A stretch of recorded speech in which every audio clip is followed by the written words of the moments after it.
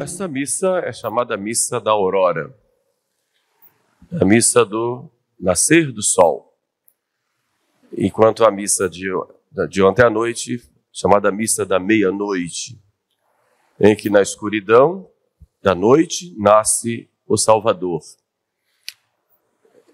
O sentido dessa missa é o sentido de luz. No missal nós podemos observar, quem tem, e já no começo, no introito, já fala da luz. Hoje uma luz brilhará sobre nós, porque nasceu-nos o Senhor. É o sol da justiça, o sol que vem depois da aurora. Da coleta falamos para Deus a mesma coisa. Concedei-nos, nós vos pedimos, ó Deus onipotente, que iluminados pela nova luz do vosso Verbo encarnado, resplandeça, brilha em nós, em nossas obras, aquilo que pela fé já brilha no nosso espírito. Então todo o sentido dessa missa é o sentido de olharmos para essa luz que é Jesus Cristo. Luz que ilumina, como diz o prólogo de São João, a todo homem que vem a este mundo. Diante da escuridão do mundo, provocada pelo pecado, agora brilha a luz para dar um novo sentido à vida. E a nossa fé é a fé nessa pessoa de Jesus, que é a luz do mundo, e na medida em que nós nos unimos a Ele, nós também brilhamos através das nossas obras. Por isso Ele vai nos dizer, assim brilhe a vossa luz diante dos homens, para que vejam as vossas boas obras e glorifiquem o vosso Pai que está nos céus. Ele é essa luz. Mas quando essa luz veio, como encontrou a humanidade? E como nós, que somos membros da família humana, devemos ir a essa luz? Vejamos primeiro, no primeiro ponto, que é o contexto histórico de César Augusto, que ordena um recenseamento. Depois vejamos a ida de Maria e José a Belém. E por fim, vejamos o que fez Maria e o encontro dos pastores com Jesus, indo atraídos por essa luz, que é o próprio Cristo. Olhemos César Augusto. César Augusto era um grande imperador, dominador de tudo. É verdade que havia uma pax romana quando veio Jesus, mas o império era muito grande. E César Augusto, no seu orgulho, na sua vaidade, ao ponto de, em certa época da história, querer ser considerado como um deus, ele quer contar quantas pessoas estão sujeitas a ele. E é por causa dessa vaidade de César Augusto que Maria e José têm que ir a Belém. Imaginemos Maria perguntando a José: a profecia de Miqueias diz que o menino nascerá em Belém, e tu, Belém, terra de Judá? Mas nós estamos em Nazaré, e Deus, que governa todas as coisas, Deus que faz do mal um bem, Deus aproveita o momento em que César Augusto vai fazer o seu ato de orgulho, e através dessa situação, José e Maria têm que ir a Belém, e é lá que nasce o Salvador. E Maria teria dito para José: os caminhos da providência são insondáveis, são misteriosos. Realmente, diante de tantas circunstâncias que nós vemos no mundo, poderíamos ficar desesperados, achando que Deus não cuida da história, achando que Deus permite o mal e o mal vencerá. O mal nunca vence, porque o mal é a ausência do bem, e o mal, ele provém do demônio, e o demônio já é um perdedor. Mas Deus, na sua infinita sabedoria e na sua infinita bondade, Deus pode tirar do mal um bem, e assim Ele faz. E Deus permite o mal, não porque Ele queira o mal, mas para o homem mergulhando no mal, Deus tire aí o bem e vem aí o Salvador. E o homem reconheça que esse Salvador é quem vai dar o verdadeiro sentido da vida. Uma outra coisa importante é a providência divina, que governa todos os acontecimentos da história. Deus, respeitando a bondade humana, ou melhor, respeitando a liberdade humana, Deus permite que o homem faça muitas coisas, mas ele está no controle. O homem pode fazer o quê? Muitas coisas, boas ou ruins, mas no final, Deus sempre vai sair vitorioso, porque Ele é o vitorioso, porque Ele governa todas as coisas. Ele não deixou a humanidade a seu bel prazer fazer o que quer e não cuida da humanidade. Isso seria uma heresia, o chamado deísmo. Mas não, Ele criou e Ele cuida, Ele protege e Ele governa. Cristo é rei e Ele continua governando. Embora os homens queiram expulsá-lo de suas vidas, Ele continua governando. Ele tem todo o poder no céu e na terra e exerce esse poder, inclusive dentro da igreja. Diante de tantas dificuldades que nós enfrentamos na igreja, sobretudo nos dias de hoje, e assim foi durante toda a história, em épocas muito difíceis, e hoje nós vemos uma verdadeira apostasia dentro da nossa igreja, em que a centralidade de Cristo foi substituída pela centralidade do homem, em muitos casos. Nós poderíamos ficar pensando que tudo acabou, ou queiramos dar receitas prontas para que as coisas se resolvam, queiramos dizer tem que ser dessa forma, dessa ou daquela, como se nós fôssemos os donos de toda a solução. Mas quem guia o mundo é o Espírito Santo. Quem guia a igreja, sobretudo, e é a alma da igreja, é o Espírito Santo. E Ele cuida de todas as coisas. É claro que nós temos que fazer a nossa parte, como Maria dizendo o seu sim, como Maria e José indo a Belém, como Jesus pregando o Evangelho em toda parte e falando, como nós falamos aqui. Deus, Ele se utiliza do homem para, através do homem, como instrumento da sua providência, realizar todas as coisas. Mas quem governa é Deus. Não vamos nos esquecer nunca disso.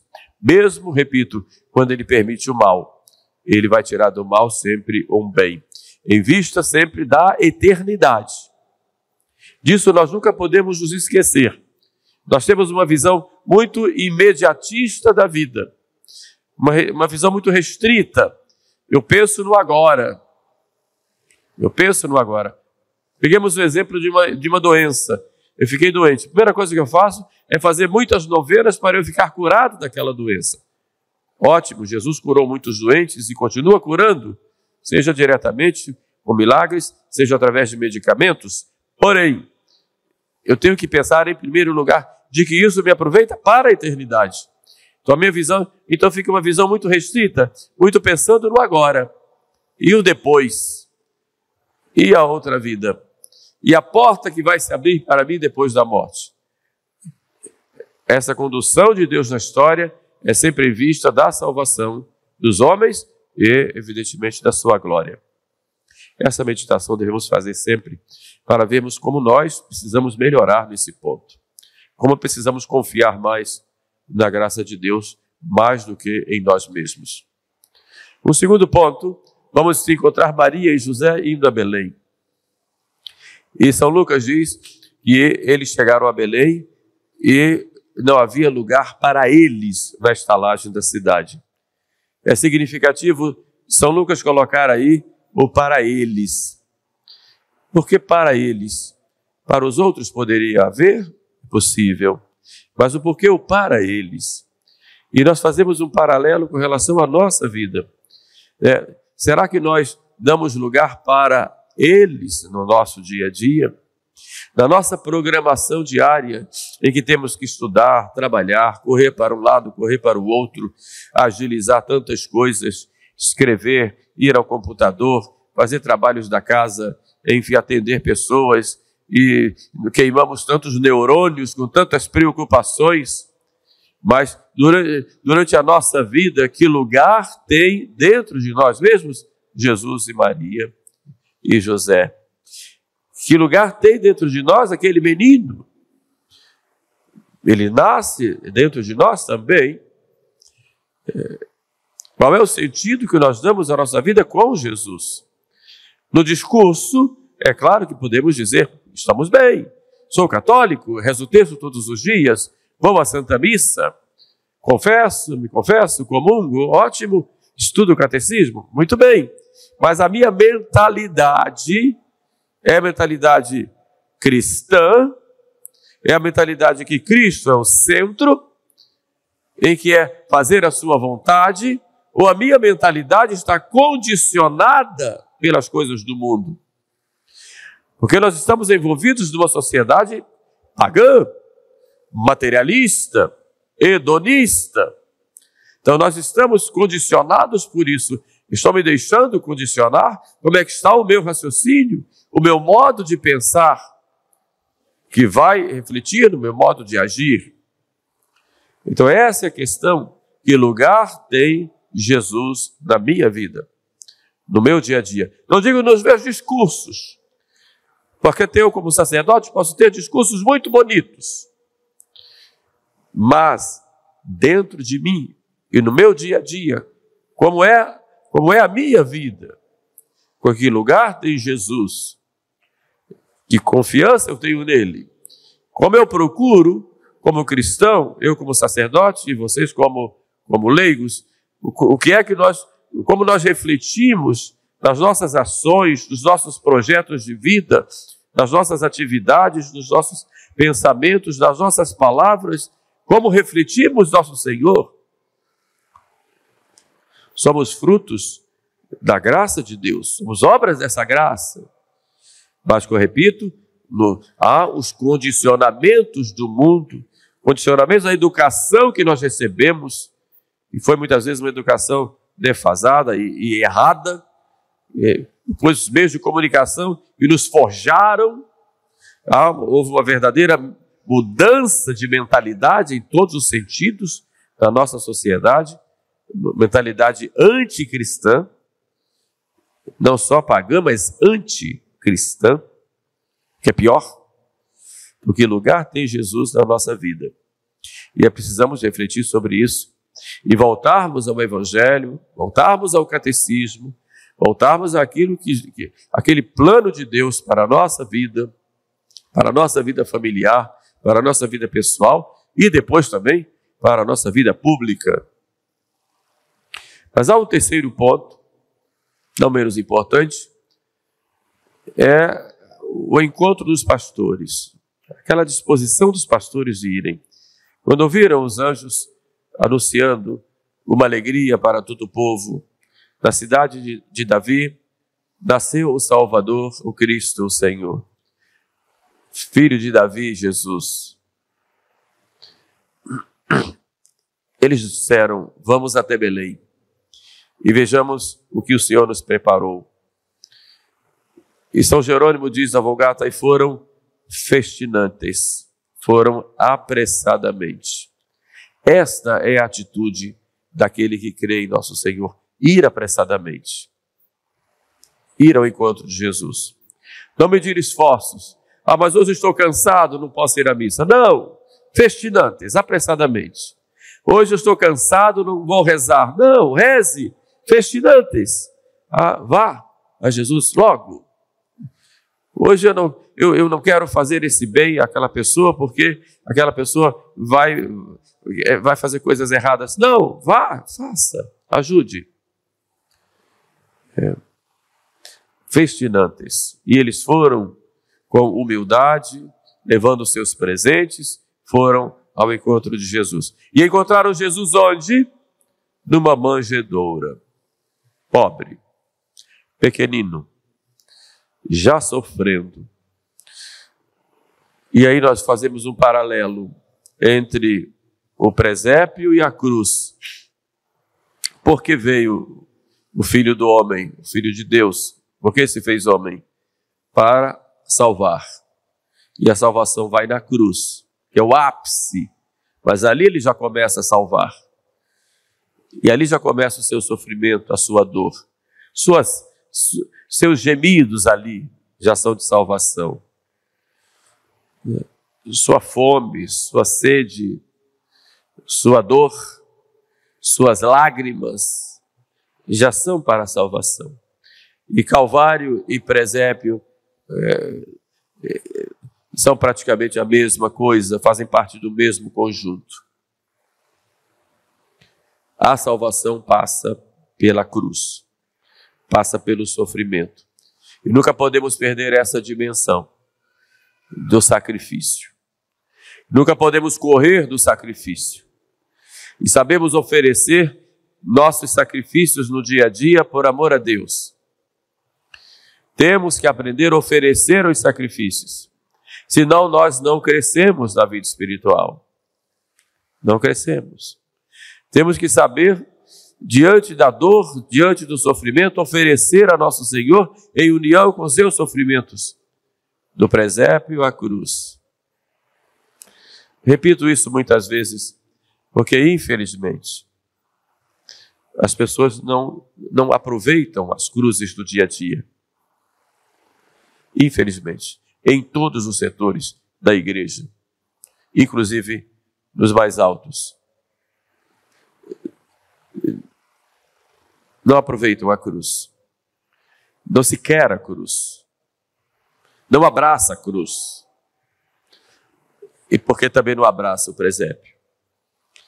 O que é nascer num curral? Quem é do interior sabe o que é um curral. Sujo, mal cheiroso, em que a mãe diz, cuidado para não pisar. Assim, vai pisar. A gente, quando era criança, dizia, cuidado para não pisar no vidro. Porque chegava com o chinelo todo sujo, cheirando mal. Vai para lá. É ali que Jesus escolhe para nascer. Ele não se suja, mas é ali que ele vai. Aquela sujeira representa a nossa sujeira, o nosso mau cheiro, que o nosso pecado causa mau cheiro. Santa Catarina de Sena, quando chegava nas cortes pontifícias, ela saía, vomitando. Ela não conseguia, porque a podridão era tão grande que lhe causava mau cheiro e ânsia de vômito. Nós mantemos uma aparência cheirosa, mas dentro de nós, será que não tem essa podridão do estábulo que precisa que Jesus venha nos dar uma lição de pobreza, de humildade, de pequenez e de despojamento? Que nos arranque da vaidade, da ostentação? Para encerrar, uma história muito conhecida de Natal conta que aqueles pastores foram a Belém, cada um levando o seu presente. Mas tinha um pastorinho que não tinha presente. Não conseguiu. Era muito pobre, tão pobre que não tinha nada para levar. E chegando a Belém, chegando ao presépio, eles então começaram a dar os seus presentes a Maria. E Maria, aqueles presentes simples, mas muito delicados, Maria vai receber os presentes. E Maria estava com o menino Jesus nos braços. E tinha aquele pastorzinho que não tinha um presente.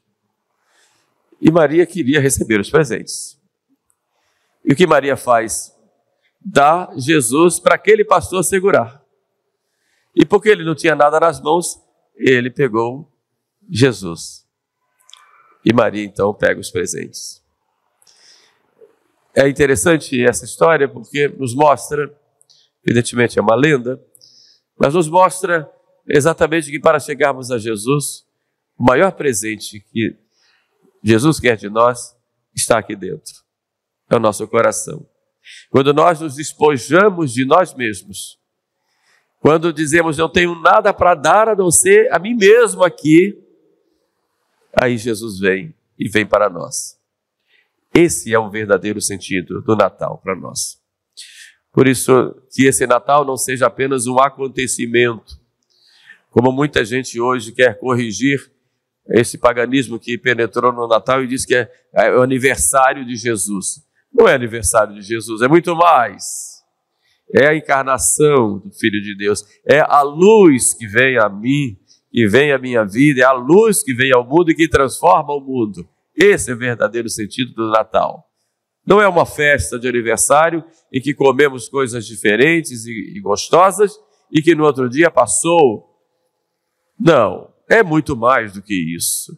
É o encontro pessoal com o menino Deus, que vem na sua pequenez, na sua simplicidade, na sua pobreza, na sua humildade, nos dizer: eu sou o caminho. Vem e me abraça, me leva no colo e me leva no coração. Louvado seja nosso Senhor Jesus Cristo.